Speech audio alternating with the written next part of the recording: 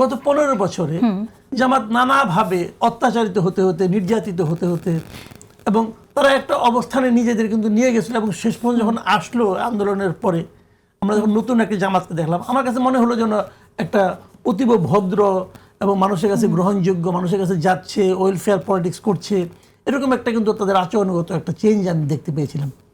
কিন্তু যেই মাত্র তারা জাকসুতে জয়ী হয়ে গেল, তখন যেন মনে হলো যে আবার তার আত্মহারা হয়ে গেছে, তখন যেন যাদের নিয়ন্ত্রণহীন আচরণ দেখতেছি। উনি যেটা বলেছেন হাঙ্কি পাঙ্কি, উনি তো এটুকু বলেছেন কেবল, ওনার যে জেনারেল সেক্রেটারি উনি কি বলছেন যে 5 দফা দাবি না মানলে পরে 11 তারিখে ঢাকা শহরের চেহারা চেঞ্জ করে দিবে। অর্থটা কি? ঢাকা শহর কি ওনার বাবার নাকি?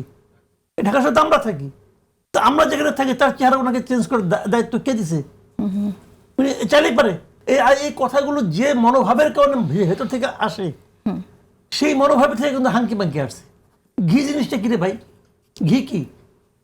ঘি তো আমরা বুঝি কি, উনি কি ঘি খাওয়ার জন্য উতলা হয়ে গেছেন? দেশের মানুষ তেল পায় না, উনি ঘি নিয়ে টানাটানি করতেছেন।